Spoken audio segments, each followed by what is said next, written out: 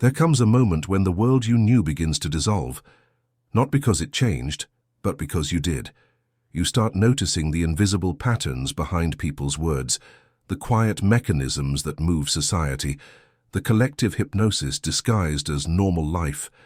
At first you think it's just awareness, but soon you realize it's exile. Carl Jung called this the burden of consciousness, the painful awakening that happens when your perception expands beyond the limits of the collective mind. You see through the illusions that everyone else still worships. You watch people chase validation, money and status as if they were sacred, while you feel a growing distance from it all, a strange, silent separation that no one seems to understand. You used to belong. You used to laugh at the same jokes, share the same dreams, follow the same invisible rules. But now everything feels hollow. You speak and others hear noise. You stay silent and they call you cold. Because the moment you see the game, you can no longer play it with conviction. Awakening sounds like freedom, but it begins as grief. You grieve the comfort of ignorance, the innocence of conformity, the simple joy of belonging. You realize that to see clearly is to stand apart, and that truth by its nature isolates. But remember this: clarity is not cruelty. It's love, stripped of illusion. It's compassion that refuses to lie. And though the path of awareness feels lonely, it's also the only one that leads to what's real. So before we go further, ask yourself, are you ready to see the world as it truly is, even if it means you'll never fit into it again? Subscribe, like, and tell me in the comments, have you ever felt the pain of seeing life too clearly? Normal is one of humanity's most dangerous illusions. It's the invisible agreement that keeps everyone asleep, a collective script written by fear, routine, and repetition. You're told what success means, what love should look like, what to believe, how to behave, and if you follow it perfectly, you're rewarded with belonging. But belonging to what exactly? A society that confuses busyness with purpose, appearance with worth, and comfort with happiness. The illusion of normality is seductive because it promises safety. It tells you, stay within the pattern and you'll be accepted. But in truth, it asks you to abandon yourself, piece by piece, until there's nothing left but a reflection of everyone else.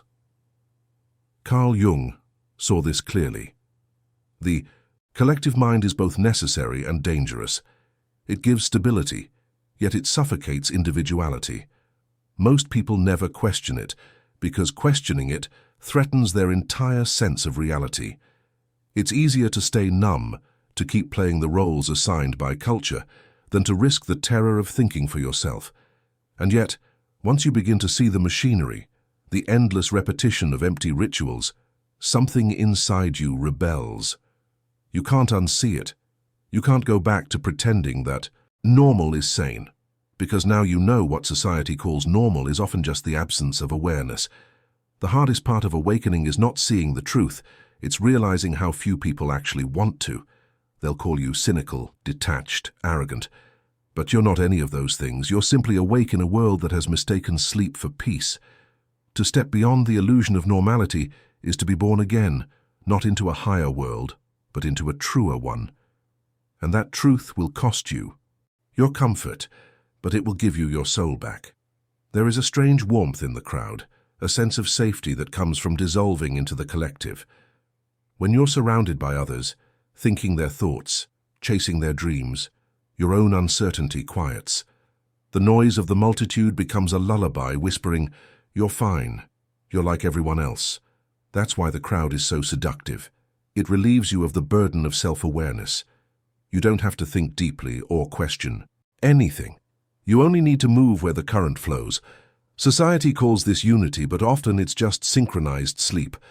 Carl Jung warned that the individual who refuses to lose himself in the crowd will always carry a heavier cross, because to step outside the mass mind is to become visible, and visibility invites judgment.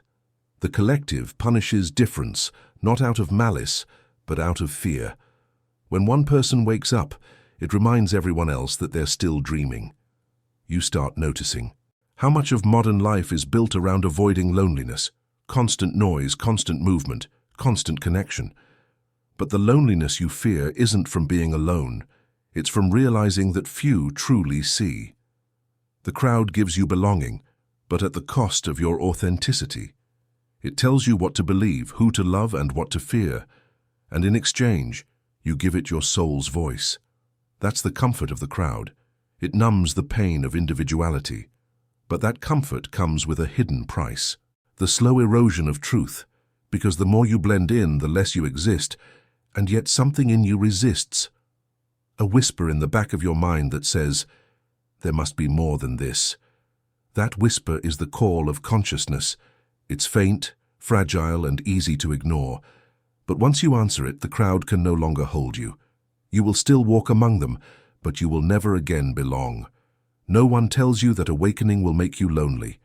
They speak of light, clarity, peace, but not of the silence that follows when you see the world for what it is. You begin to notice the layers of illusion dissolving around you, and the distance between you and others quietly widens. You're surrounded by people, yet somehow you no longer belong. This is the paradox of awareness. The more you understand, the fewer people you can share it with. It's not arrogance, it's gravity. When you stop feeding on superficial noise, conversations built on illusion lose their taste. When you stop pretending, small talk becomes unbearable. The old language of the crowd, gossip, complaint, distraction, no longer fits in your mouth. Carl Jung called this the desert of the soul, the stage between sleep and awakening, where the individual walks alone through the ruins of their former identity. It's a sacred loneliness, but it feels like exile.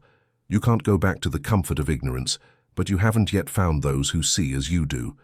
And so you wander, half in the old world, half in the new. At times you'll wish you hadn't seen. You'll envy those who still find joy in illusions. You'll long for the simplicity of not knowing. But once awareness opens your eyes, blindness is no longer an option. You pay for truth with belonging. Yet this isolation isn't punishment, it's initiation. The silence isn't empty, it's making space for something real to grow, a deeper connection, one that doesn't depend on shared delusions, but on shared consciousness.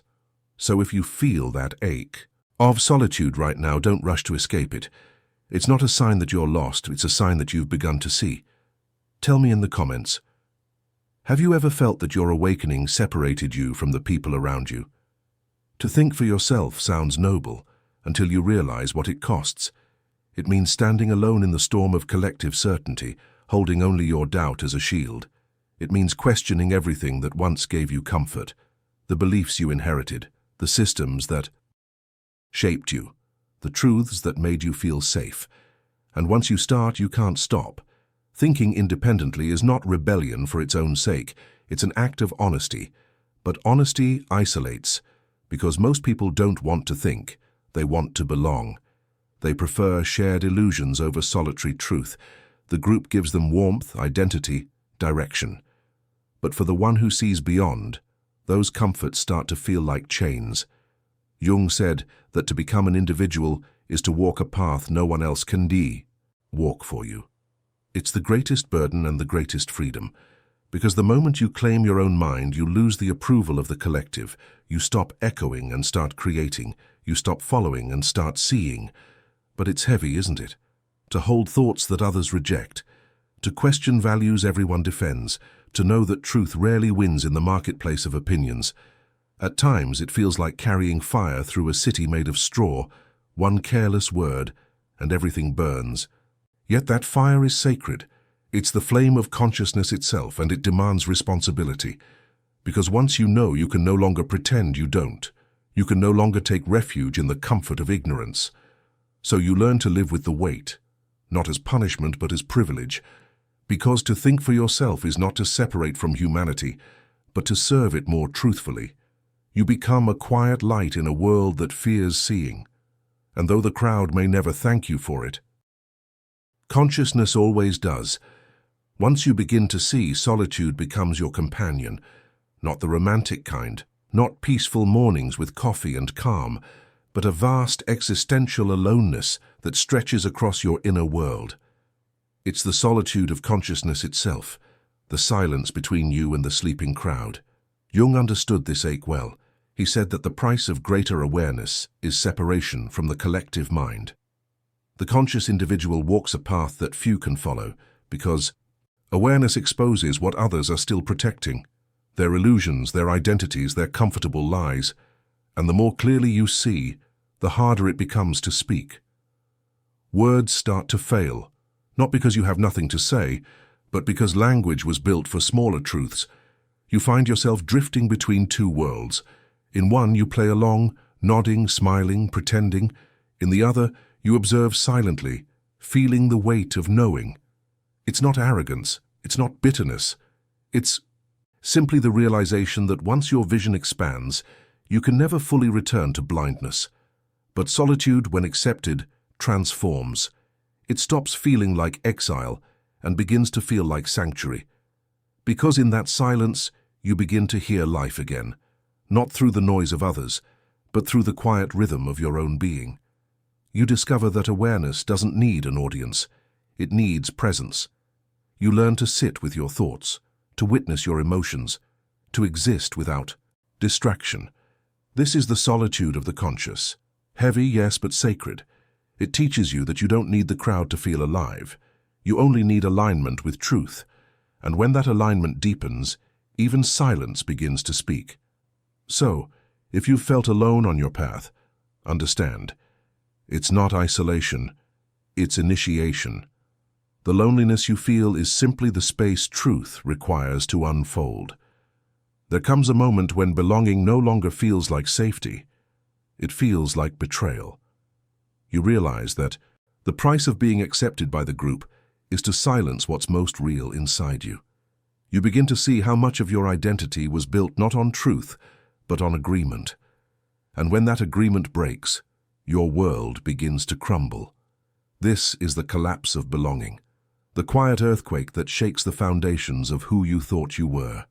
It starts when you stop forcing yourself to fit into conversations that drain you, beliefs that don't feel right, or relationships built on performance. At first it feels like losing everything.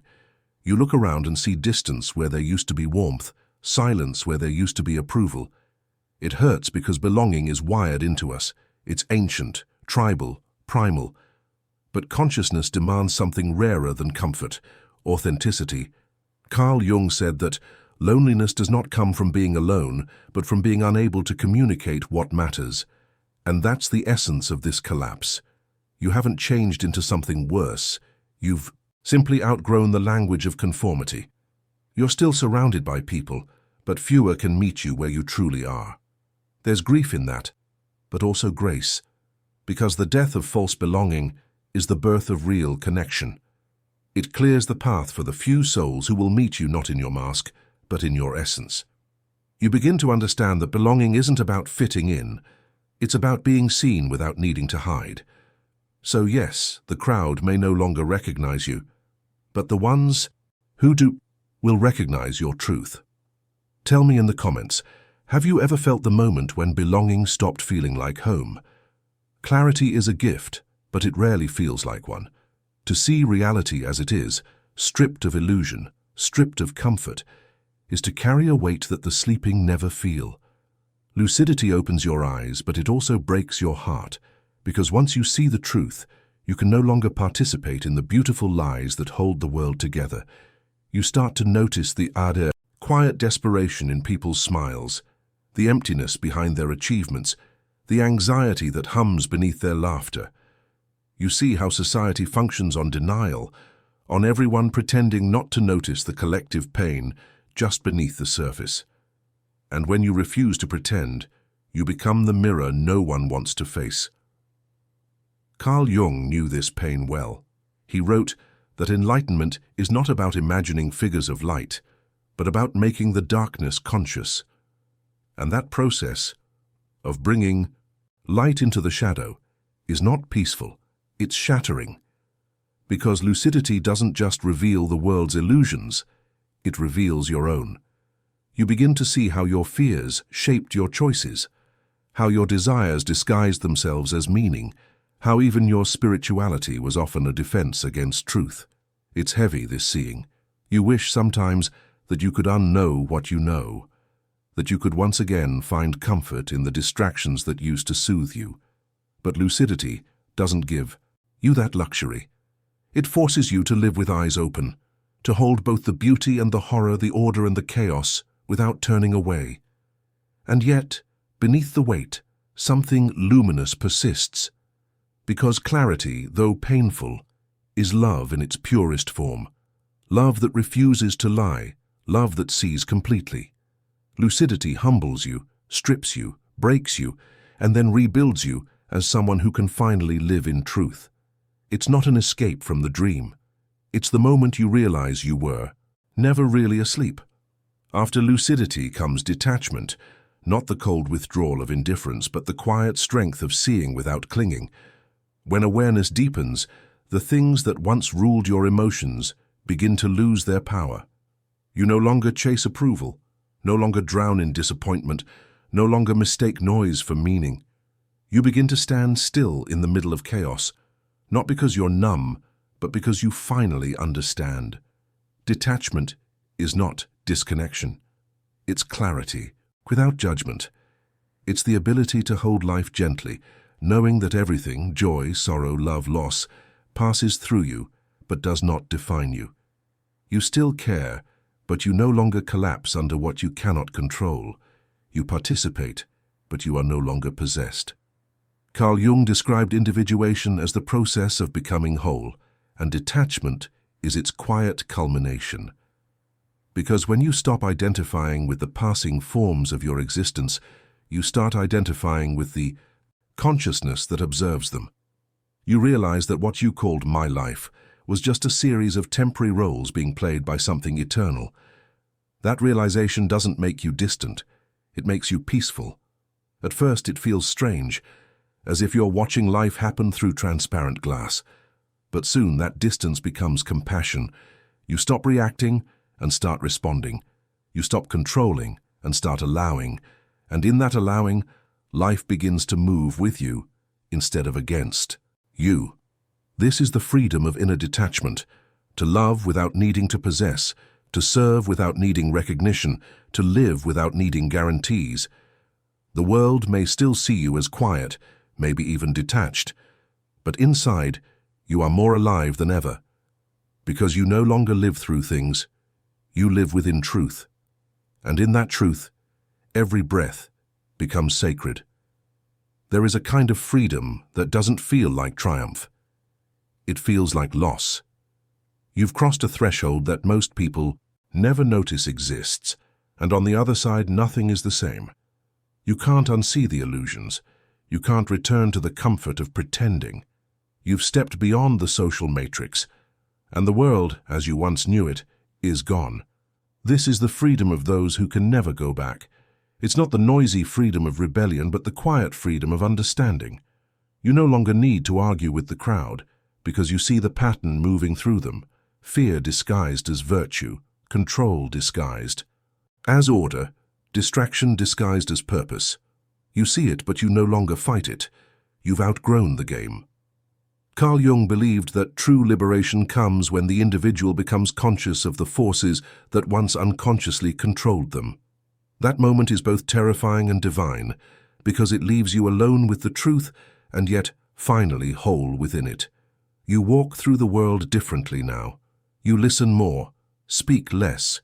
You act, not to prove, but to express. You no longer crave belonging because your belonging has shifted from society to existence itself. It's a strange peace, this awakened state. You still feel pain, still make mistakes, still live among the sleeping, but you are no longer asleep. You've learned to carry awareness like a lantern through the fog of collective illusion, not to escape the world, but to illuminate it quietly. And though the path ahead is solitary, it is not lonely, because somewhere in the unseen, others are walking it too. The quiet ones, the seekers, the ones who saw and could never again pretend. If you've made it here, if you've felt this shift, then you already know.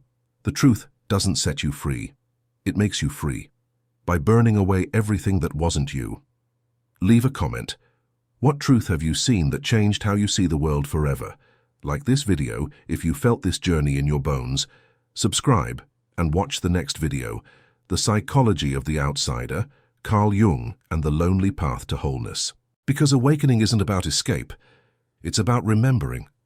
And once you remember, you can never fall asleep again.